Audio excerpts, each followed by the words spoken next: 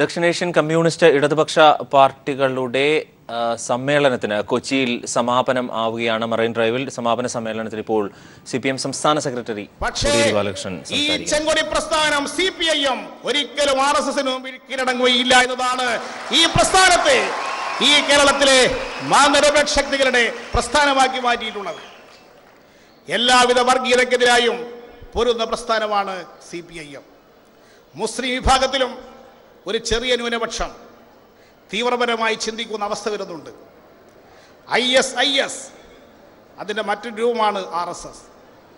ISISന്റെ ചില ഘടകങ്ങൾ കേരളത്തിൽ ഉണ്ടാക്കാൻ മുസ്ലിം വിഭാഗത്തിൽ ചില തീവ്രവാദ ഗ്രൂപ്പുകൾ പ്രവർത്തിക്കുന്നുണ്ട്. ഈ എല്ലാ വർഗീയതയ്ക്കെതിരായി പൊരുതിക്കൊണ്ട് മതനിരപേക്ഷത ഉയർത്തിപ്പിടിച്ച് മുന്നോട്ട് പോകുന്ന party communist party of India മാർക്സിസ്റ്റാണ്. അതിനിയും നമുക്ക് ശക്തിപ്പെടുത്തി ഈ കേരളത്തിൽ CPIMന്റെ സ്വാധീനം, ഇടതുപക്ഷത്തിൻ്റെ സ്വാധീനം ഇന്നുള്ളതിനേക്കാൾ വർദ്ധിപ്പിച്ചുകൊണ്ട് വേണം നമുക്ക് ഈ പുതിയ വെല്ലുവിളി ഏറ്റെടുക്കാൻ. ആ പോരാട്ടത്തിൽ ഏർപ്പെടുന്ന കേരളത്തിലെ കമ്മ്യൂണിസ്റ്റുകാർക്ക്, ഇടതുപക്ഷ പ്രവർത്തകന്മാർക്ക് പുതിയ പ്രതീക്ഷയാണ്. ഇന്നിവിടെ സമാപിക്കുന്ന സൗത്ത് ഏഷ്യൻ രാജ്യങ്ങളിലെ കമ്മ്യൂണിസ്റ്റ് ഇടതുപക്ഷ സമ്മേളനം നടത്തുന്ന പ്രഖ്യാപനങ്ങൾ നമുക്ക് പുതിയ ആവേശവും പുതിയ കരുത്തും നൽകുകയാണ്. ആ സമ്മേളന തീരുമാനങ്ങൾ പാർട്ടി ജനറൽ സെക്രട്ടറി സഖാവ് സീതാറാം യെച്ചൂരി അദ്ദേഹത്തിൻ്റെ ഉദ്ഘാടന പ്രസംഗത്തിൽ ഇവിടെ പ്രതിപാദിക്കും.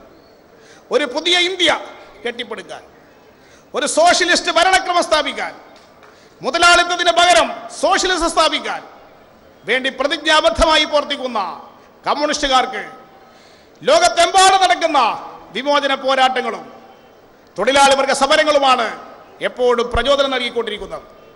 അത് കൂടുതൽ ഉത്തേജിപ്പിക്കാൻ സാധിക്കുന്ന തീരുമാനമാണ് ഈ സമ്മേളനം കൈക്കൊണ്ടിട്ടുള്ളത്. ഈ സമ്മേളനം വിജയിപ്പിക്കാൻ എല്ലാ തരത്തിലും സഹായിച്ച, ഇതിനു വേണ്ടി പ്രവർത്തിച്ച, ഇവിടുത്തെ സ്വാഗത സംഘത്തിന് വേണ്ടി പ്രവർത്തിച്ച എല്ലാ സഖാക്കളെയും പാർട്ടി സംസ്ഥാന കമ്മിറ്റിക്ക് വേണ്ടി ഞാൻ പ്രത്യേകം അഭിവാദ്യം ചെയ്യുകയാണ്.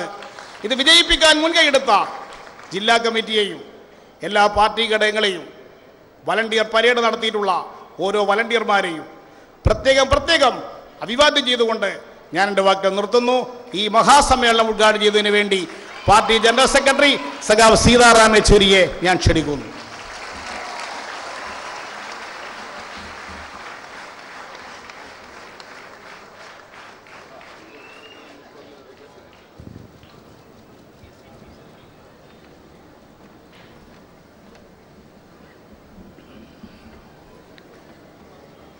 പ്രിയപ്പെട്ട സഖാക്കളെ, സുഹൃത്തുക്കളെ, എനിക്ക് മലയാളം അറിയില്ല.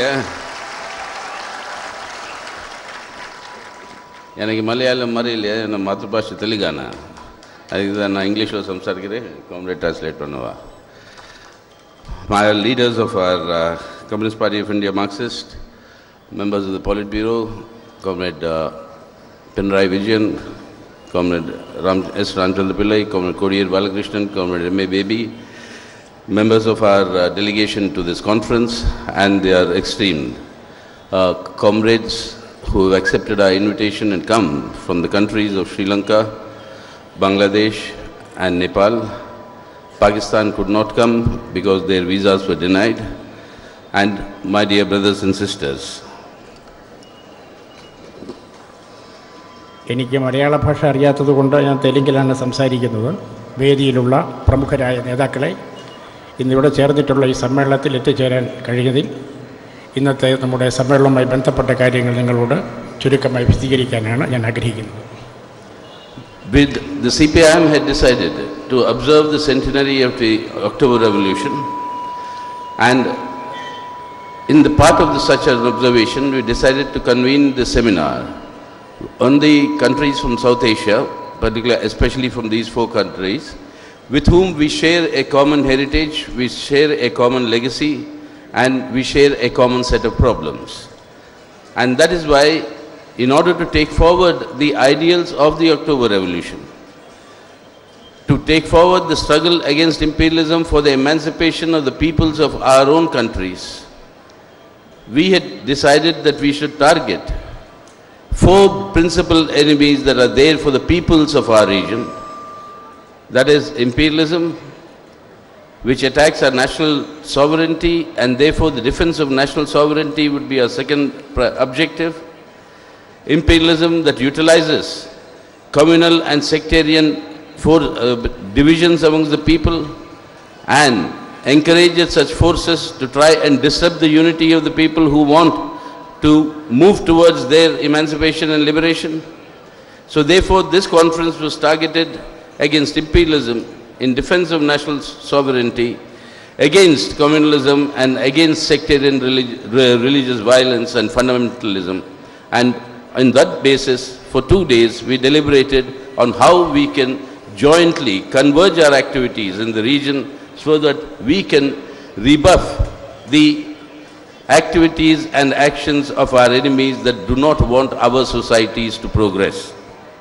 മഹത്തായ ഒക്ടോബർ സോഷ്യലിസ്റ്റ് വിപ്ലവത്തിൻ്റെ 100ാം വാർഷികം ആഘോഷിക്കുന്ന ഈ ഘട്ടത്തിൽ communist party of India Marxist മുൻകൈയെടുത്ത് ഇവിടെ ചേർന്ന 2 ദിവസത്തെ ദക്ഷിണ ഏഷ്യൻ രാജ്യങ്ങളിലെ കമ്മ്യൂണിസ്റ്റ് വർക്കേഴ്സ് പാർട്ടികളുടെ ഈ സമ്മേളനം വിളിച്ചു ചേർക്കുന്നതിൻ്റെ പശ്ചാത്തലം ഈ രാജ്യങ്ങളിലെ കമ്മ്യൂണിസ്റ്റ് പാർട്ടികൾ എല്ലാം തന്നെ ആശയ രാഷ്ട്രീയ പ്രശ്നങ്ങളിൽ ഇന്നത്തെ സാഹചര്യത്തിൽ പൊതുവായി നേരിടുന്ന വെല്ലുവിളികൾ സംബന്ധിച്ച് സമഗ്രമായൊരു ചർച്ച നടത്താൻ ആലോചിച്ചതിൻ്റെ ഭാഗമാണ്.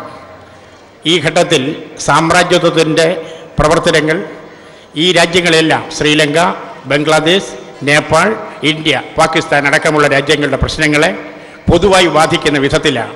അതുമാത്രമല്ല, ഈ രാജ്യങ്ങളിലെ ജനങ്ങൾക്കിടയിൽ അനൈക്യം സൃഷ്ടിക്കാനും വർഗീയത ശക്തിപ്പെടുത്താനും മൗലികവാദത്തെ വികസിപ്പിച്ചെടുക്കാനും നടത്തുന്ന പരിശ്രമങ്ങളും കാണേണ്ടതുണ്ട്. ഇതിനെല്ലാം എതിരായി പൊതുവായ ഒരു രാഷ്ട്രീയ ധാരണയോടെ മുന്നോട്ട് നീങ്ങുന്നത് സംബന്ധിച്ചാണ് 2 ദിവസക്കാലം ഞങ്ങളിവിടെ ചർച്ച ചെയ്തത്. But often people ask us, why are you observing the centenary of the October Revolution when the child of the October Revolution, that is the Soviet Union, is no longer alive? It does not exist. So what is the relevance of observing something that has gone off into history? October Revolution can never go back into history. October Revolution was the first instance in human civilization, first instance in human history, where it showed that it is possible to build a society, establish and build a society free from exploitation of man by man, a first society without human exploitation. That its abiding relevance. And it is because of the success of the October Revolution that communist parties were born in almost all the countries of the world. Our party was born in 1920, 3 years after the October Revolution succeeded. Likewise in all the countries, because that is the source was the source of inspiration, that will remain the source of inspiration. The October Revolution's message of emancipation and liberty from human exploitation is eternal, whether the USSR exists or does not exist. ചിലർ ചോദിക്കാറുണ്ട്, Soviet യൂണിയനിലെ തിരിച്ചടിക്കും തകർച്ചയ്ക്കും ശേഷവും October socialist വിപ്ലവത്തിൻ്റെ 100ാം വാർഷികം ആചരിക്കുന്നതിൽ എന്താണ് യുക്തി? ഒരു കാര്യം നമ്മളെല്ലാം മനസ്സിലാക്കേണ്ടതുണ്ട്. മാനവരാശിയുടെ വിമോചനം സംബന്ധിച്ച ആശയത്തെ യാഥാർത്ഥ്യമാക്കിക്കൊണ്ട് റഷ്യയിൽ തൊഴിലാളി വർഗ വിപ്ലവം ജയിച്ചതോടെ ചൂഷണരഹിതമായൊരു സമൂഹം സ്ഥാപിക്കാൻ സാധ്യമാണ് എന്ന് മനുഷ്യരാശിയുടെ ചരിത്രത്തിൽ ആദ്യമായി തെളിയിക്കപ്പെട്ടു. അതിൻ്റെ സന്ദേശം അനശ്വരമാണെന്ന് മാത്രമല്ല, അതിനുശേഷം ലോകത്തിലെ എല്ലാ രാജ്യങ്ങളിലും കമ്മ്യൂണിസ്റ്റ് പ്രസ്ഥാനങ്ങൾ ശക്തിപ്പെടുകയാണ് ഉണ്ടായത്. ഇന്ത്യയിൽ തന്നെ 1920-ൽ communist party രൂപീകരിക്കപ്പെട്ടു.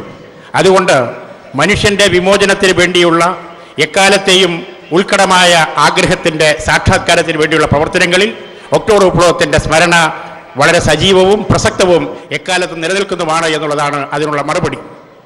That is why I have said this before, we've said this earlier, but October Revolution was a product of the science of Marxism-Leninism. Marxism-Leninism is not some set of formulae or dogma, but it is a creative science. And according to this creative science, the yearning for liberation from exploitation is something that will remain eternal in a human being till that is achieved. And that is why if the Soviet Union doesn't exist today, we say that it is, yes, socialism today has certain problems. It is suffering because of certain weaknesses and illnesses. But remember, what does science teach you? I'm repeating what I've said earlier. Science teaches you that when a child is born from the womb of the mother, whatever be the deformities of the child, whatever be the illnesses of the child, under no circumstances can the child go back into the womb of the mother. Likewise in human history, once socialism was born out of the womb of capitalism, once a society was created free of human exploitation, whatever be the difficulties for socialism with the demise of the Soviet Union, human history can never go back into the womb of capitalism. It can only go forward, and that forward motion is socialism, and all the parties here is committed to that intention of taking our countries towards that goal of socialism. വിമർശകരായ ആളുകൾ ഒരു കാര്യം മനസ്സിലാക്കേണ്ടതുണ്ട്. മാർക്സിസത്തിൻ്റെ സൃഷ്ടിപരമായ ശാസ്ത്രീയ ചിന്തയാണ് October socialist വിപ്ലവത്തിന് അടിസ്ഥാനമായി തീർന്നത്. അത് സംഭവിക്കുമ്പോൾ പിന്നീടുണ്ടായ പോരായ്മകൾ മാർക്സ് ലെനിനിസത്തിൻ്റെ ഒരു പോരായ്മയായി ഒരിക്കലും ശാസ്ത്രീയമായി ചിന്തിക്കുന്ന ആളുകൾ കണക്കാക്കില്ല. മറിച്ച് അതിൻ്റെ ഫലമായി, അതിൻ്റെ വളർച്ചയുടെ ഘട്ടത്തിലുണ്ടായ ചില ദൗർബല്യങ്ങളുടെ ഫലമാണ്. ഒരു കുട്ടി ജനിക്കുമ്പോൾ അമ്മയുടെ ഗർഭഗ്രഹത്തിൽ തൊട്ട് അത് വളർന്നു വരുമ്പോൾ ഒരു ഘട്ടത്തിൽ അത് ജനിച്ചു കഴിഞ്ഞ് അതിലെന്തെങ്കിലും പോരായ്മകളുണ്ടെന്ന് വന്നാൽ അത് പിന്നീട് പരിഹരിച്ചു പോവുകയല്ലാതെ ആ കുട്ടി ഒരിക്കലും തിരിച്ച് അമ്മയുടെ ഗർഭപാത്രത്തിലേക്ക് തിരിച്ചു പോകുന്നില്ല. സോഷ്യലിസത്തിന് മുതലാളിത്തത്തിനെതിരായ വിജയത്തിൻ്റെ ശാസ്ത്രീയമായ ഒരർഹതയുള്ളത് നടക്കുമ്പോൾ സോവിയറ്റ് യൂണിയനിലെ തകർച്ചയുണ്ടായി എന്നുള്ളത് കൊണ്ട് മുതലാളിത്തത്തിലേക്ക് തിരിച്ചു പോകുക എന്നുള്ളത് മനുഷ്യരാശിക്ക് സാധ്യമേ അല്ല. അതുകൊണ്ട് മാർക്സ് ലെനിനിസത്തിൻ്റെ യുക്തിപരമായ ഒരു തുടർച്ചയിൽ ലോകമാകെ അതിൻ്റെ വിജയം സുനിശ്ചിതമാണ്. And that is why we have identified the 4 major issues that confront our countries and our peoples in our countries, and we have come to the conclusion that these are 4 battles of one big war. These battles have to be won so that we can move forward for winning the war against exploitation, for creating a society free from human exploitation. And these are the wars that I mentioned earlier: against imperialism, in defense of national sovereignty, against communalism and religious strife, and against fundamentalism. These 4 battles have to be won so that we can move forward for victory in the war against human exploitation. ഈ രാജ്യങ്ങളിലെ ഇന്നത്തെ സാമൂഹ്യ അവസ്ഥയിൽ ജനങ്ങളുടെ അന്തിമമായ മോചനത്തിന് വേണ്ടിയുള്ള സമരങ്ങളിൽ വിജയം വരിക്കണമെങ്കിൽ 4 മണ്ഡലങ്ങളിൽ നിന്നുള്ള പ്രശ്നങ്ങൾക്കകത്ത് ശരിയായൊരു പോരാട്ട വിജയം നേടണമെന്ന് ഞങ്ങൾ ചർച്ച ചെയ്ത ധാരണയിലെത്തി. അതിലൊന്ന് സാമ്രാജ്യത്വത്തിൻ്റെ അതിശക്തമായ ഈ രാജ്യങ്ങളിലെ ഇടപെടലുകളാണ്. മറ്റൊന്ന് സമൂഹങ്ങളിൽ സൃഷ്ടിക്കുന്ന വർഗീയതയുടെ ആപത്താണ്. മറ്റൊന്ന് ജനങ്ങൾക്കിടയിൽ തെറ്റിദ്ധാരണകൾ വരുത്തിക്കൊണ്ടുള്ള അനൈക്യത്തിൻ്റെ പ്രശ്നമാണ്. ഒടുവിലായി അങ്ങേയറ്റത്തെ മൗലികവാദത്തിൻ്റെ സ്വഭാവമുള്ള പ്രചാരണ പ്രവർത്തനങ്ങളും സംഘടിതമായ നീക്കങ്ങളുമാണ്. ഈ 3-4 മണ്ഡലങ്ങളിലെയും ഇന്നത്തെ വെല്ലുവിളികളെ പോരാട്ടങ്ങളിലൂടെ വിജയിപ്പിച്ചുകൊണ്ട് മാത്രമേ മുതലാളിത്തത്തിനെതിരായ അന്തിമമായ യുദ്ധത്തിൽ വിജയിക്കാൻ ഈ രാജ്യങ്ങൾക്ക് കഴിയൂ എന്നുള്ള വളരെ ശരിയായ ധാരണയാണ് ഈ ദിവസത്തെ ചർച്ചകളിലൂടെ ഞങ്ങൾ എത്തിച്ചേർന്നത്. And you take our own country. You look at the policies that this Modi government is following, and you will find a reflection of all these 4 issues in the current challenges that our country is facing today, thanks to the policies of this Modi government at the center for the last 3 years. You have today, at one level, a very aggressive pursuit of the anti-people neoliberal economic policies that are ruining the lives of the vast majority of our people, and in fact widening the economic inequalities between our people to such an extent that 1% of Indian population today, 1% of Indian population has asset values that controls nearly 60% of our country's GDP. So the offensive of the economic policies and offensive of this neoliberal economic policies under the direction of imperialism is aggressively being pursued by this Modi government. ഇന്ത്യയിലെ സ്ഥിതിഗതികൾ നമ്മൾ നോക്കിയാൽ പ്രമുഖമായ 4 പ്രശ്നങ്ങൾ ഇന്ന് Indian സമൂഹത്തെ നേരിടുന്നുണ്ട്. ഏറ്റവും പ്രമുഖമായ കാര്യം മോദി ഗവൺമെൻറ്റിന് കീഴിൽ നവലിബറൽ നയങ്ങൾ അതിതീക്ഷ്ണമായി നടപ്പാക്കപ്പെടുകയാണ്. അതിൻ്റെ ഫലമായി സമൂഹത്തിലെ അസമത്വം ശക്തിപ്പെടുകയാണ്.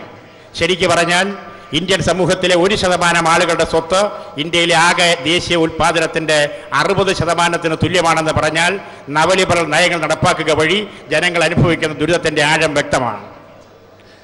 Today, in pursuit of these policies, Mr. Modi is once again, our Prime Minister, is talking of creating a new India by 2022.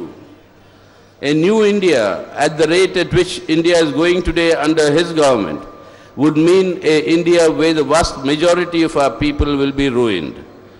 And that is clear with our economy that has now reached the lowest level of growth, GDP growth, in the last 3 years since this government has come. And this is the 6th quarter where the GDP growth has been falling.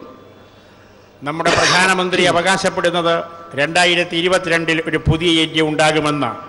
വസ്തുതകൾ കാണിക്കുന്നത് ഇപ്പോൾ നടക്കുന്നത് പോലെയാണ് സാമ്പത്തിക രംഗത്ത് കാര്യങ്ങൾ പുരോഗമിക്കുന്നതെങ്കിൽ സർവകാല താഴ്ചയിലേക്ക് ദേശീയോൽപാദനം പോവുകയാണ്. അങ്ങനെ വന്നാൽ ഇന്ത്യൻ സമൂഹത്തിലെ മഹാഭൂരിപക്ഷം ആളുകൾക്കും വലിയ ദുരന്തമുണ്ടാകുന്ന ഒരു സാമ്പത്തിക വികാസത്തിൻ്റെ കഥയാണ് മോദി 3 കൊല്ലം കൊണ്ട് നമ്മുടെ മുമ്പിൽ അവതരിപ്പിച്ചിട്ടുള്ളത്. For the youth of our country, which is our future, more than 60% of our people today, our population, is below the age of 40. 52% of India's population is below the age of 25. If we give our youth jobs, education and health, they will create a new India. But having promised creation of 2 crores of jobs every year, this Modi government in these 3 years has reduced the country's employment situation to such a sorry pass that we today have one of the highest unemployment rates that we ever had in our history. In industrial employment, there's been a decline officially admitted of 96 lakhs of people. In rural employment, the Rural Employment Guarantee Scheme, the allocations for that have been cut by more than half for payment of wages for those who have worked. In the services sector, for the first time the international index, which is called the PMI index, has said that India's services sector is contracting. So employment in industry, employment in agriculture, employment in agriculture in rural India, and employment in services, all are contracting. Where is the Achedin's promise of 2 crores of jobs every year? And now, once again, a promise of creating a new India. These are all hollow promises to mislead the people, and the actual reality is telling on all of us. നാം മനസ്സിലാക്കേണ്ട ഒരു കാര്യം, അധികാരത്തിൽ വരുമ്പോൾ മോദി വാഗ്ദാനം ചെയ്തത് പ്രതിവർഷം 2 കോടി തൊഴിലവസരങ്ങളാണ്. ഇപ്പോൾ സംഭവിക്കേണ്ടത് എന്താണ്? ഇന്ത്യൻ ജനസംഖ്യയുടെ 60% 40 വയസ്സിൽ താഴെയാണ്. ഇന്ത്യൻ ജനസംഖ്യയുടെ 52% 25 വയസ്സിൽ താഴെയാണ്. ഇത്രയും യൗവനം മുറ്റുനിൽക്കുന്ന ഈ സമൂഹത്തിൽ തൊഴിലവസരങ്ങൾ സൃഷ്ടിക്കുന്നതിലെ ഗവൺമെൻറ് ദയനീയമായി പരാജയപ്പെട്ടതിൻ്റെ ഔദ്യോഗിക കണക്കുകൾ ഇപ്പോൾ പുറത്തു വന്നുകൊണ്ടിരിക്കുകയാണ്. വ്യാവസായിക മണ്ഡലത്തിൽ 96 ലക്ഷം തൊഴിലുകളാണ് നഷ്ടപ്പെട്ടത്. അനൗപചാരിക സമ്പദ് മേഖലയ്ക്കകത്ത് ദശലക്ഷക്കണക്കിന് ആളുകൾക്ക് തൊഴിൽ നഷ്ടപ്പെട്ടതായി സ്ഥിരീകരിക്കുന്നു, കാർഷിക മേഖല ഉൾപ്പെടെ. ഇതിന് പുറമെയാണ് സേവന രംഗത്തെ തൊഴിലവസരങ്ങൾ സർവകാല തകർച്ചയിലേക്ക് പോവുകയാണ്. 2 കോടിയുടെ വാഗ്ദാനവും ഇന്നത്തെ യാഥാർത്ഥ്യവും തമ്മിലുള്ള അന്തരം ഭാവിയിലേക്കുള്ള മതിയായ ഒരു സൂചന തന്നെയാണ്. And look at our agriculture. Our farmers who produce food on the basis of which our country survives, they are called the Annadatas. The government has admitted in the Supreme Court that every year in the last 3 years, more than 12,000 farmers have committed distress suicides. That is, more than 36,000 farmers, by admission of the central government, have committed distress suicides. What are the farmers asking? They are saying, you implement the promise you made, Mr. Modi. You promised to give us 1.5 times the minimum support price over the production costs. You have not fulfilled your promise. 3 years is finished. You promised loan waivers, but you have not given loan waivers for the farmers, and because of the debt burden, farmers are committing distress suicides. Your agriculture today is in a crisis which is leading to very serious proportions where there may be actually the beginnings of a food crisis in our country, which is something which is the creation of this government, which could not have happened but for complete mismanagement of the economy. നമ്മുടെ കാർഷിക മേഖലയുടെ ഇന്നത്തെ യഥാർത്ഥ അവസ്ഥ എല്ലാവരും കാണുന്നുണ്ട്. മോദി ഗവൺമെൻറ്റിൻ്റെ 3 കൊല്ലങ്ങളിൽ 12,000 കർഷകർ വീതം ആത്മഹത്യ ചെയ്ത് 36,000 കുടുംബങ്ങളാണ് പുതിയതായി ആത്മഹത്യാ പട്ടികയിലേക്ക് വന്നിട്ടുള്ളത്. കാർഷിക മേഖലയിൽ വലിയ വില തകർച്ചയാണ്. മോദിയുടെ വാഗ്ദാനം എന്തായിരുന്നു? കാർഷിക ചെലവും അതിനുശേഷം അതിൻ്റെ പകുതിയും ചേർത്ത് 1.5 ഇരട്ടി വില നൽകാമെന്നായിരുന്നു. അത് അദ്ദേഹം പാലിക്കുന്നില്ല. കൃഷിക്കാരെന്ന് ആവശ്യപ്പെടുന്നത് നിങ്ങൾ നിങ്ങളുടെ തിരഞ്ഞെടുപ്പ് വാഗ്ദാനം നടപ്പിലാക്കണമെന്നുള്ളതാണ്. അതുപോലെ തന്നെ നമ്മുടെ രാജ്യത്ത് ഭക്ഷ്യക്ഷാമത്തിൻ്റെ ഒരു പുതിയ സാഹചര്യം വളർന്നു വരികയാണ്. ഒരു കടുത്ത സാമ്പത്തിക പ്രതിസന്ധിയിലേക്കാണ് കാർഷിക മേഖല പോയിക്കൊണ്ടിരിക്കുന്നത്. And then our industry is totally in a ruin because of what is done with the demonetization and the GST. With the demonetization, Mr. Modi said that I'll unearth the black money, I'll end corruption, I will end terrorist funding, and I will take the economy forward in an extremely fast manner because I'll bring back all these illegal monies into the economy. 4 promises he made because of demonetization, none of them have been fulfilled. That is precisely what we had warned then. Neither corruption has been eliminated, not 1 rupee of black money has come back into the economy. In fact, all the black money has become white. Not 1 counterfeit currency has been seized. That means all counterfeit money and illegal money has become legal. And the terrorist attacks against our heroic Jawans on our borders, they have doubled after the demonetization and the surgical strikes, and in fact double the number of our Jawans are dying today because of terrorist attacks. All this was done in order to achieve another purpose of misleading the public mood and direction before the Uttar Pradesh elections at that point of time, and for that reason the whole economy has been plunged into a complete disaster. We have not yet recovered, and today all the reports show, international reports, that the major reason for our economy moving into a virtual recession is this demonetization and the faulty manner in which the GST is being implemented. So the complete economic mess this Modi government has created is imposing unprecedented miseries on the vast majority of our people, and it is that popular discontent that the Marxist Party and the left in our country, along with our left brothers in South Asia, where similar situations are occurring in their countries, that we should all marshal all this discontent in order to give a proper class alternative to what is being pursued today under the pressure of imperialism by this Modi government in India. നമ്മുടെ രാജ്യത്തിൻ്റെ സമ്പദ് വ്യവസ്ഥയ്ക്കകത്ത് ഈ കാലയളവിൽ നടത്തിയ പല നടപടികളും അങ്ങേയറ്റം ചിന്താശൂന്യമായിരുന്നു എന്നിപ്പോൾ തെളിയുകയാണ്. Not പിൻവലിക്കൽ ഒരുപാട് അവകാശവാദങ്ങൾ വെച്ചുകൊണ്ട് നടത്തിയ ഒരു വലിയ കാര്യമാണ് എന്ന് ഗവൺമെൻറ് പറഞ്ഞിരുന്നു. യഥാർത്ഥത്തിൽ കള്ളപ്പണം തടയുന്നതിൽ അത് വിജയിച്ചില്ലെന്ന് ഇപ്പോൾ വ്യക്തമായി. ഉണ്ടായിരുന്ന കള്ളപ്പണം വെള്ളപ്പണമായി മാറുകയാണ് ചെയ്തത്. ഭീകരവാദത്തെ തടുക്കാൻ ആ നടപടി കൊണ്ടാകുമെന്നുള്ള മോദിയുടെ അവകാശവാദം പൊളിഞ്ഞുപോയി. മാത്രമല്ല, അഴിമതി തടയാൻ ഇതാണ് ഏറ്റവും ശരിയായ വഴി എന്ന് പറഞ്ഞതും ഇപ്പോൾ തുറന്നു കാട്ടപ്പെട്ടിരിക്കുകയാണ്. അന്താരാഷ്ട്ര തലത്തിൽ നടക്കുന്ന ചർച്ച ഇന്ത്യൻ സമ്പദ് വ്യവസ്ഥയ്ക്ക് സംഭവിച്ചിട്ടുള്ള വലിയ തിരിച്ചടിയുടെ ഒരു കാരണം ഈ നോട്ട് പിൻവലിക്കലാണെന്ന്. മറ്റൊന്ന് ജി എസ് ടി നടപ്പാക്കിയതിനകത്തുള്ള അപക്വവും തയ്യാറെടുപ്പില്ലാത്തതുമായ നടപടികൾ വലിയ ദുരന്തത്തിലേക്കും ജനങ്ങളുടെ ജീവിതത്തെ ആകെ പ്രയാസത്തിലേക്കും തള്ളിവിട്ടിരിക്കുകയാണ്. ഈ സ്ഥിതിവിശേഷമാണ് യഥാർത്ഥത്തിൽ ഇപ്പോൾ മോദി ഗവൺമെൻറ് സംഭാവനയായി രംഗത്ത് വന്നത്. സമാന സ്ഥിതിഗതികൾ ഈ സമ്മേളനത്തിൽ പങ്കെടുത്തിട്ടുള്ള രാജ്യങ്ങളും നേരിടുന്നുണ്ട്. അതിനെല്ലാം എതിരായിട്ടുള്ള പൊതു പോരാട്ടത്തിൻ്റെ പ്രശ്നങ്ങൾ ഞങ്ങൾ ചർച്ച ചെയ്തു. And when we say give our loan waiver to our kisans, protect our annadatas from killing themselves out of distress, the government says there is no money. Today Modi, who promised he will double the incomes of our farmers, his minister today has said it is not the central government's job but it is state government's. If Pinarayi Vijayan wants to do it in Kerala, he can do it, but Modi will not do it in India. And that has come very clearly today in their message. What are we saying? Why can't you clear their loans? Give them loan waiver. But on the other hand, what is the reports that has been shown by international agency today? The report that came out yesterday by the CRISIL, 11.5 lakh crores of rupees is the NPAs, or the loans taken by Indian big corporates from the Indian nationalized banks that they are not returning.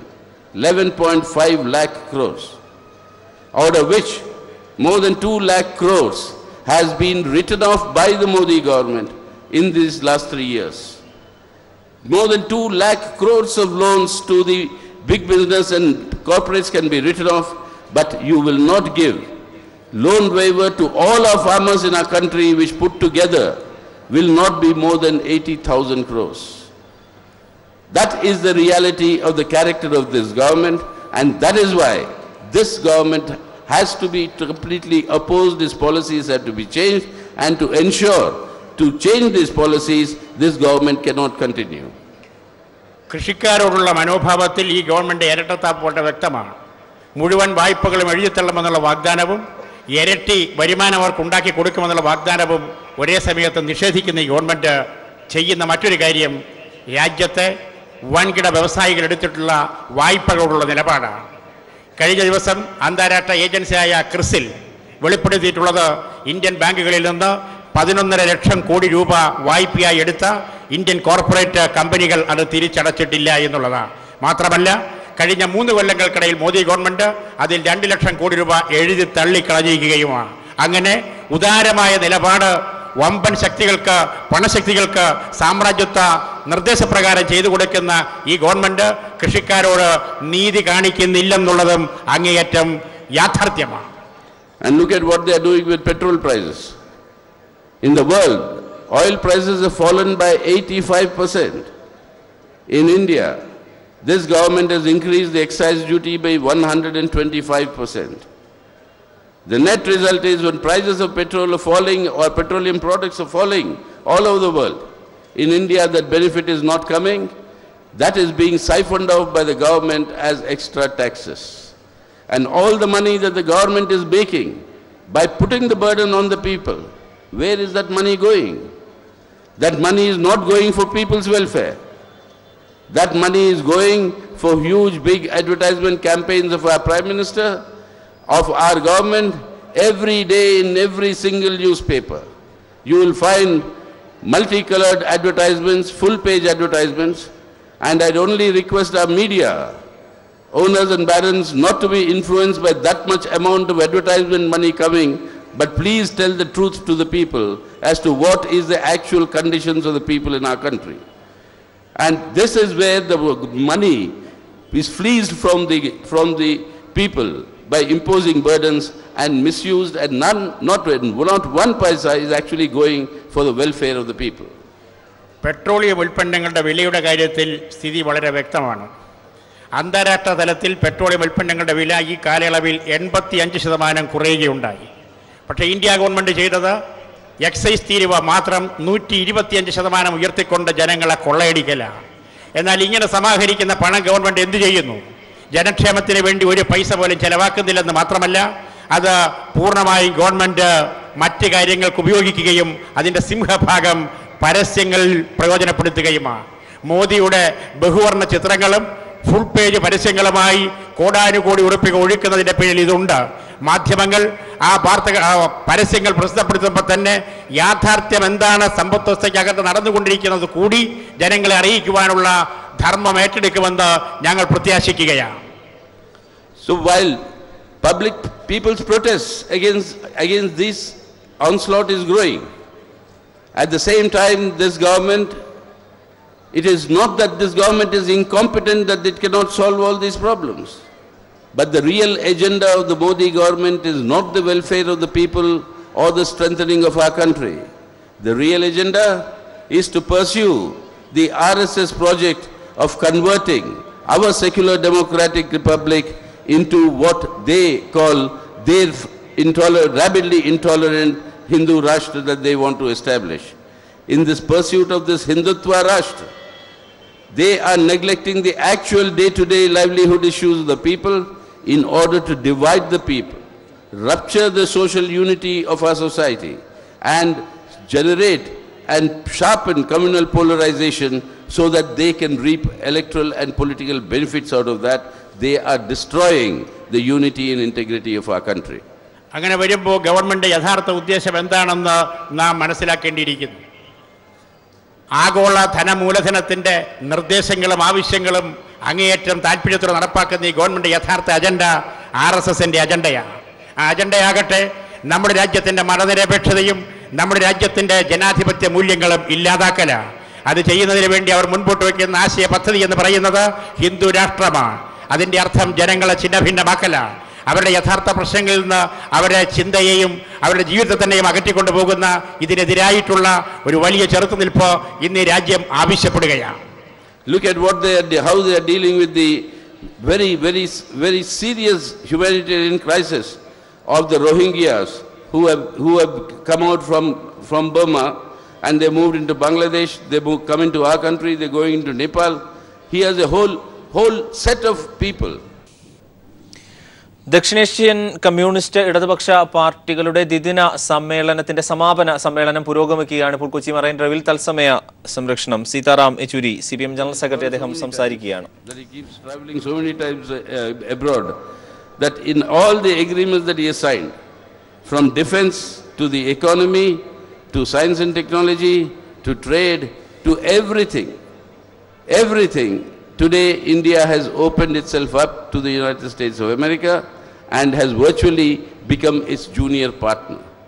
It is playing the role of USA's junior partner in South Asia, which is actually creating difficulties for India's relations with all our neighbors, some of whom are sitting here, because we are spoiling these relations because we are following our foreign policy at the behest of the United States of America.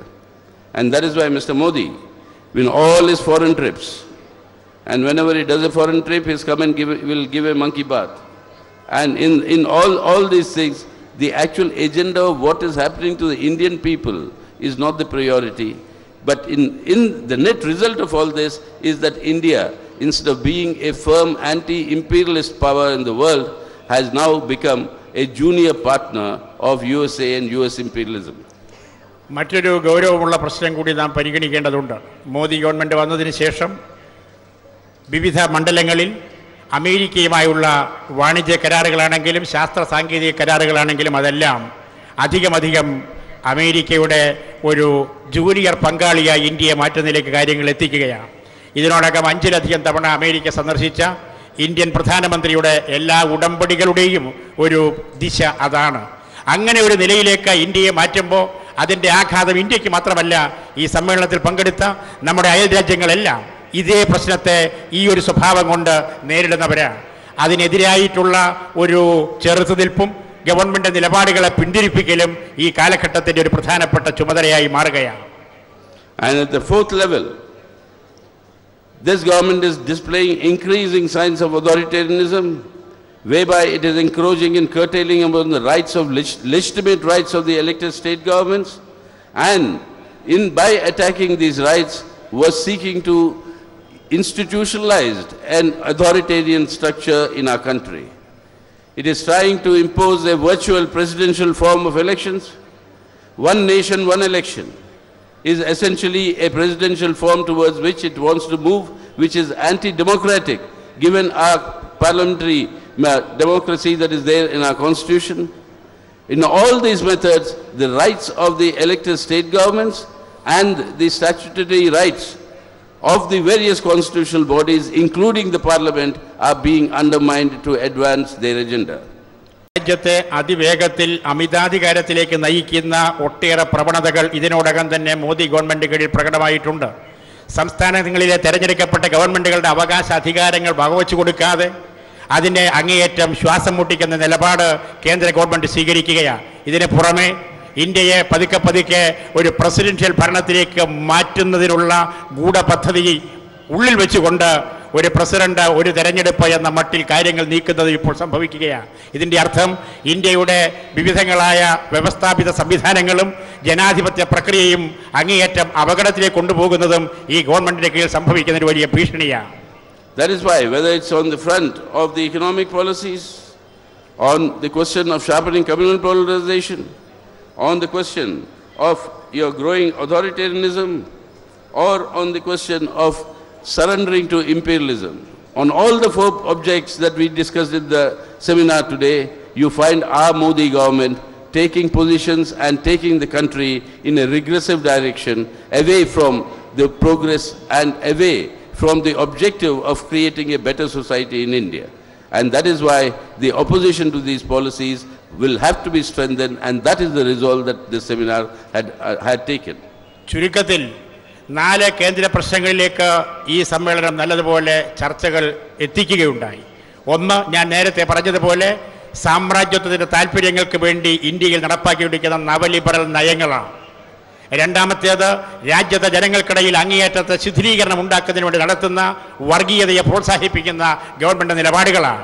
മൂന്നാമത്തേത്, Indian ജനാധിപത്യ സംവിധാനത്തെ ഭീഷണിപ്പെടുത്തുന്ന അമിതാധികാരത്തിലേക്കുള്ള പോക്കാണ്. നാലാമത്തേത്, ഇന്ത്യയുടെ ചരിത്രത്തിനെതിരായിട്ടുള്ള, ഇന്ത്യയെ കൊണ്ടുപോയി അമേരിക്കയുടെ junior പാർട്ട്ണറാക്കാനുള്ള ഗൂഢമായ പദ്ധതിയാണ്. ഇത് പൊതുവായി രാജ്യങ്ങളെയെല്ലാം ബാധിക്കുന്നതും ഒരുമിച്ച് നേരിടേണ്ടതുമാണെന്നുള്ളത് കൊണ്ട് ആ കാര്യങ്ങൾ സംബന്ധിച്ചുള്ള ചർച്ചകളും തീരുമാനങ്ങളുമാണ് ഞങ്ങൾ കൈക്കൊണ്ടത്. That is why, because the left is taking such a firm position, you will find this Modi government and the RSS and the BJP targeting the left politically in our country. The whole effort in targeting Kerala today, they start the violence against our cadre, our comrades, and they start the spree of killing, and then go around the whole country trying to say this is the CPIM violence, the red violence. Today, a poster was sent to me from Andhra Pradesh saying that students of the ABVP are going to come to Trivandrum on the 11th of October in protest against the killings by the CPIM of the RSS people. The reality is the other way around. This round of violence is started by the RSS from the day Pinarai's election was declared and he was declared elected. From that day onwards, this violence spree had begun. And by doing this, they want to intimidate the left. In Tripura today, they are sponsoring all anti-left elements and trying to collect them together to ensure that the left front does not once again win the election and form the government in Tripura in the forthcoming assembly elections. In Bengal, playing tandem with the Trinamool Congress, they are creating competitive communalism to try and squeeze the left out. But let me tell them, whatever they would like to say and do, Pinarayi Vijayan is not a chief minister who is going to cow down to their blackmails or to their threats, but people of Kerala will fight back and decisively defeat such machinations of the RSS and the BJP, like the people of Tripura are now doing in the wake of the elections, and like the people of Bengal will also do under the left's leadership. So that is why what we have always maintained and said, many forces have tried to destroy this red flag. Remember, even Hitler tried to destroy the red flag, concentrated the entire his attack against the Soviet Union. But when Hitler was defeated, it was not the American flag, it was not the French flag, it was not the British flag, but it was the Soviet red flag that flew over the Reichstag, defeating Hitler and announcing to the world the defeat of fascism. And that is what they must remember, this as the lesson from history that they should learn. ജനവിരുദ്ധ നയങ്ങൾക്കെതിരായി രാജ്യത്ത് ശക്തിപ്പെടേണ്ട പോരാട്ടത്തിന് നേതൃത്വം കൊടുക്കേണ്ടത് ഇടതുപക്ഷമാണ്. ആ കടമ നിർവഹിക്കാൻ ഇടതുപക്ഷത്തിന് മാത്രമേ കഴിയൂ എന്ന് ഈ ഗവൺമെൻറ്റിന് നല്ല ബോധ്യമുണ്ട്. അതുകൊണ്ടാണ് മോദി ഗവൺമെൻറ്റും BJPയും RSSും അവരുടെ ആക്രമണത്തിൻ്റെ കുന്തമുന ഇടതുപക്ഷത്തിനെതിരെ തിരിച്ചുവിടുന്നത്.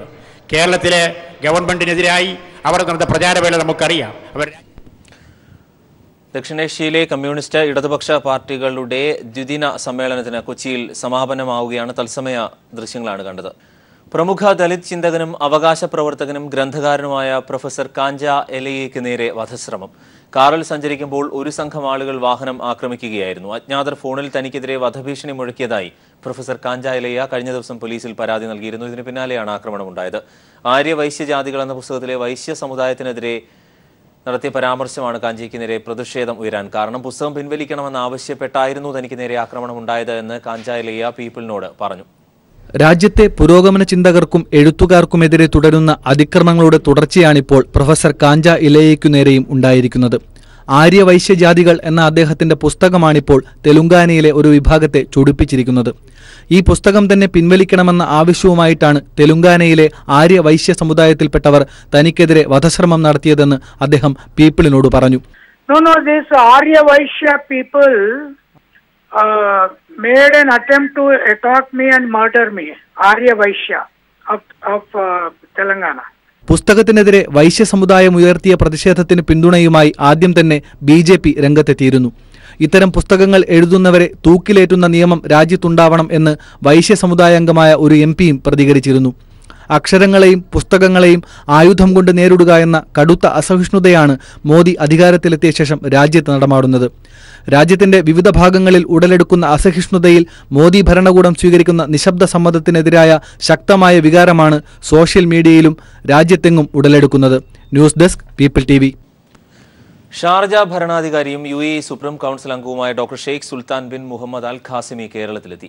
തിരുവനന്തപുരം വിമാനത്താവളത്തിലെത്തിയ ഭരണാധികാരിക്ക് ഊഷ്മള വരവേൽപ്പാണ് നൽകിയത്. 5 ദിവസത്തെ സന്ദർശനത്തിനായാണ് doctor bin Muhammad Al Qasimi കേരളത്തിൽ എത്തിയിരിക്കുന്നത്. നാളെ രാവിലെ സുൽത്താൻ ഗവർണർ P സദാശിവവുമായി കൂടിക്കാഴ്ച നടത്തും. രാജ്ഭവനിൽ വെച്ച് തന്നെ മുഖ്യമന്ത്രിയും മന്ത്രിമാരും ഷാർജ ഭരണാധികാരിയുമായി ചർച്ച നടത്തും. സുൽത്താനൊപ്പം UAEയിലെയും ഷാർജയിലെയും മുതിർന്ന ഉദ്യോഗസ്ഥരും എത്തിയിട്ടുണ്ട്. 26-ന് കാലിക്കറ്റ് സർവകലാശാലയുടെ ഡിലിറ്റ് ബിരുദം രാജ്ഭവനിൽ ചേർന്ന ചടങ്ങിൽ അദ്ദേഹത്തിന് സമ്മാനിക്കും. 3 ദിവസമാണ് ഔദ്യോഗിക കാര്യങ്ങൾക്കായി മാറ്റിവെച്ചിട്ടുള്ളത്. മന്ത്രിമാരായ Kadakampally Surendran, KK Shailaja teacher, Kadannappally Ramachandran, KT Jaleel, ഇന്ത്യയിലെ UAE സ്ഥാനപതി അഹമ്മദ് അൽ ബന്ന, ഉന്നത ഉദ്യോഗസ്ഥർ തുടങ്ങിയവർ ഷാർജ ഭരണാധികാരിയെ സ്വീകരിക്കാൻ വിമാനത്താവളത്തിൽ എത്തിയിരുന്നു. News bureau, Thiruvananthapuram. പാത്രിയാർക്ക ചിഹ്നം നശിപ്പിക്കപ്പെട്ടതിനെ ചൊല്ലി എറണാകുളം വരിക്കോലി പള്ളിയിൽ യാക്കോബായ ഓർത്തഡോക്സ് വിഭാഗങ്ങൾ തമ്മിൽ സംഘർഷമുണ്ടായി. ഓർത്തഡോക്സ് വിഭാഗം പള്ളിയിൽ നവീകരണ പ്രവൃത്തികൾ ചെയ്യുമ്പോഴായിരുന്നു ചിഹ്നം നഷ്ടപ്പെട്ടത് എന്നാണ് മറുവിഭാഗത്തിന്റെ ആരോപണം. പള്ളിയിലെത്തി കുർബാനയർപ്പിച്ച് മടങ്ങാനൊരുങ്ങിയ ഓർത്തഡോക്സ് സഭാ അധ്യക്ഷനെ യാക്കോബായ വിഭാഗം തടഞ്ഞു. RDO ഉൾപ്പെടെയുള്ള ഉദ്യോഗസ്ഥർ എത്തി ചർച്ച നടത്തിയതോടെയാണ് സംഘർഷത്തിന് അയവ് വന്നത്. പള്ളി താൽക്കാലികമായി അടച്ചു.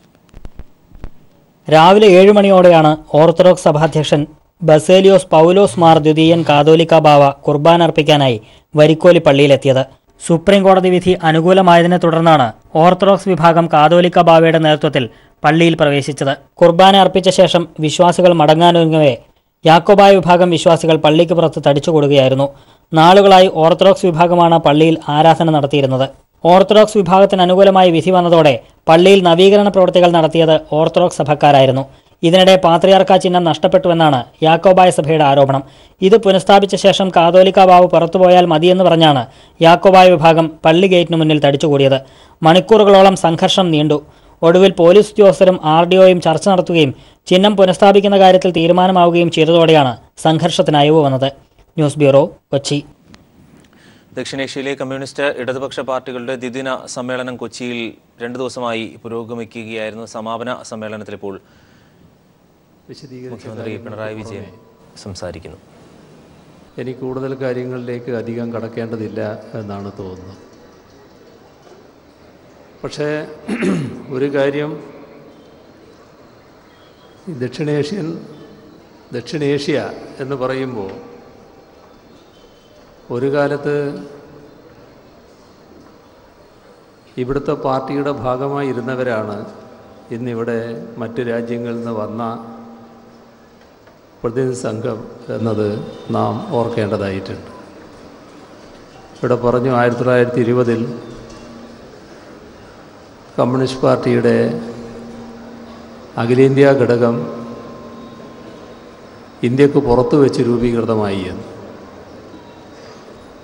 ആ ഘടകത്തിൻ്റെ പ്രവർത്തനം നടക്കുന്ന കാലത്ത്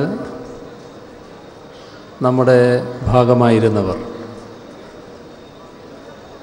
പിന്നീട് വിഭജിച്ച് പോവുകയും അവിടെയുള്ള പാർട്ടികളായി പ്രവർത്തിക്കുകയും ചെയ്യുകയുണ്ടായത്. ദക്ഷിണേഷ്യയുടെ പൊതുവായ സാഹചര്യം പരിശോധിച്ചാലും സമാനമായ ഒട്ടേറെ കാര്യങ്ങൾ കാണാൻ സാധിക്കും. അങ്ങനെയെല്ലാമുള്ള പാർട്ടികൾ കൂടി ചേർന്നുകൊണ്ടാണ് സോഷ്യലിസത്തിൻ്റെ മുന്നേറ്റത്തിനും വിജയത്തിനും വേണ്ടി നീങ്ങുക എന്ന് ഒന്നുകൂടി ആവർത്തിച്ചുറപ്പിച്ചിരിക്കുന്നത്. ഇവിടെ ഒക്ടോബർ വിപ്ലവത്തിൻ്റെ ഭാഗമായി നമ്മുടെ ലോകത്ത് വന്ന മാറ്റവും വിപ്ലവാനന്തര ലോകത്ത് പുതിയ സ്വാതന്ത്ര്യ വാഞ്ച ഒട്ടേറെ രാജ്യങ്ങളിൽ ഉടലെടുത്തതും എല്ലാം വിശദമാക്കുകയുണ്ടായി. ഒക്ടോബർ വിപ്ലവം നടക്കുകയും സോവിയറ്റ് ഭരണകൂടം നിലവിൽ വരികയും ചെയ്തിരുന്നില്ലെങ്കിൽ ഇന്ന് നമ്മുടെ ലോകത്തിൻ്റെ മുഖം വളരെ ഇരുണ്ടതാകുമായിരുന്നു. അതായത് ഫാസിസത്തിൻ്റെ കാൽക്കീഴിൽ ഞെരിഞ്ഞമരുന്ന ലോകമായി പോകുമായിരുന്നു. ഞാനിപ്പോൾ അതിൻ്റെ വിശദാംശങ്ങളിലേക്കൊന്നും പോകാൻ തയ്യാറാകുന്നില്ല. അതും ഇവിടെ വിശദമാക്കുകയുണ്ടായി. സോവിയറ്റ് യൂണിയൻ്റെ നിലനിൽപ്പിൻ്റെ ഘട്ടത്തിൽ അമേരിക്കൻ സാമ്രാജ്യത്വം ഇന്ന് കാണിക്കുന്നത് പോലുള്ള അതിക്രമങ്ങൾ കാണിക്കാൻ ധൈര്യപ്പെടില്ലായിരുന്നു. ഇപ്പോൾ ലോകത്തെ പല രാഷ്ട്രങ്ങളും തകർത്ത് തരിപ്പണമാക്കുകയും ലക്ഷക്കണക്കിന് ആളുകളെ കൊന്നു തള്ളുകയും ചെയ്യുന്ന സമീപനം അമേരിക്കൻ സാമ്രാജ്യത്വം സ്വീകരിച്ചിട്ടുണ്ട്. അപ്പോഴാണ് സോവിയറ്റ് യൂണിയൻ ഇല്ലാതായപ്പോൾ സന്തോഷിച്ചിരുന്ന ചിലർ പിന്നീടൊരു പുനർചിന്തനത്തിൻ്റെ ഭാഗമായി സോവിയറ്റ് യൂണിയൻ ഉണ്ടായിരുന്നെങ്കിൽ എന്ന് ചിന്തിക്കുന്ന സ്ഥിതി വന്നത്. കാരണം സോവിയറ്റ് യൂണിയൻ ഉണ്ടായിരുന്നെങ്കിൽ അമേരിക്കൻ സാമ്രാജ്യത്വത്തിന് അങ്ങനെ ഇടപെടാൻ കഴിയില്ലായിരുന്നു. രാജ്യങ്ങളുടെ സ്വാതന്ത്ര്യം കവർന്നെടുക്കാൻ കഴിയുമായിരുന്നില്ല. രാജ്യങ്ങളുടെ മേലെ അന്താരാഷ്ട്ര നിയമങ്ങളെല്ലാം ലംഘിച്ചുകൊണ്ട് ആക്രമണം നടത്താൻ കഴിയുമായിരുന്നില്ല. പക്ഷേ സോഷ്യലിസ്റ്റ് ചേരിക്ക് തിരിച്ചടിയേറ്റപ്പോൾ പുതിയ ലോക സാഹചര്യത്തിൽ അമേരിക്കൻ സാമ്രാജ്യത്വം അത്തരം നീക്കങ്ങളാണ് നടത്തിയത്. എന്നാൽ ഇന്നത്തെ ലോകം അമേരിക്കൻ സാമ്രാജ്യത്തിനെതിരെ നല്ല രീതിയിലുള്ള ചെറുത്തുനിൽപ്പ് ഉയരുന്ന ഒട്ടേറെ ഉദാഹരണങ്ങൾ നിലനിൽക്കുന്ന ലോകമാണ്. അമേരിക്കൻ സാമ്രാജ്യത്തിനാണെങ്കിൽ ഏൽക്കുന്ന തിരിച്ചടികളെക്കുറിച്ചും ഇവിടെ സൂചിപ്പിക്കുകയുണ്ടായി. അമേരിക്കൻ സാമ്രാജ്യത്വം ലോകത്തിൻ്റെ മുന്നിൽ വെക്കുന്ന അജണ്ട സാമ്രാജ്യത്വത്തിൻ്റെയും ലോക മുതലാളിത്തത്തിൻ്റേതുമായ അജണ്ടയാണ്. ആ അജണ്ടയുടെ ഭാഗമായി ആഗോളവൽക്കരണ ഉദാരവൽക്കരണ നയങ്ങൾ വ്യാപിക്കുകയാണ്. നമ്മുടെ രാജ്യത്തോടൊരു പ്രത്യേകത, ഈ നയത്തോടൊപ്പമാണ് കഴിഞ്ഞ കുറേ കാലമായി നമ്മുടെ രാജ്യത്തെ കേന്ദ്ര ഗവൺമെൻറ് നിൽക്കുന്നത്. ഇപ്പോൾ അതിനാക്കം കൂടിയിട്ടുണ്ട്. പക്ഷേ ഇതിനു മുൻപുണ്ടായിരുന്ന കേന്ദ്ര ഗവൺമെൻറ്റിൻ്റെ അവസ്ഥയും നമുക്കറിയാവുന്നതാണ്. കോൺഗ്രസിൻ്റെ നേതൃത്വത്തിലുണ്ടായിരുന്ന UPA ഗവൺമെൻറ് അമേരിക്കൻ സാമ്രാജ്യത്വം മുന്നോട്ട് വെക്കുന്ന നയങ്ങൾ അംഗീകരിച്ചുകൊണ്ട് തന്നെയാണ് പോയിരുന്നത്. അവർ ആഗോളവൽക്കരണ ഉദാരവൽക്കരണ നയം തന്നെയാണ് നടപ്പാക്കിയത്. ജനവിരുദ്ധമായ നയങ്ങളാണ് നടപ്പാക്കിയത്. ആ ജനവിരുദ്ധ നയങ്ങൾ ജനങ്ങളിൽ കടുത്തി അതൃപ്തി ഉണ്ടാക്കിയപ്പോൾ അതുകൂടി മുതലെടുത്തുകൊണ്ടാണ് BJP അധികാരത്തിലേറിയത്. അന്ന് BJP അധികാരത്തിലേറ്റിയവർക്ക് ചെറിയ തോതിലെങ്കിലുമുള്ള ഒരു തെറ്റിദ്ധാരണയോ വ്യാമോഹമോ ഉണ്ടാകുമായിരുന്നു. അതായത് ഈ നയത്തിൽ ചെറിയ മാറ്റം വരും, കുറച്ചൊരാശ്വാസം കിട്ടുമെന്ന്. പക്ഷേ കൂടുതൽ ആപത്തിലേക്കാണ് ജനങ്ങൾ എത്തിയത്.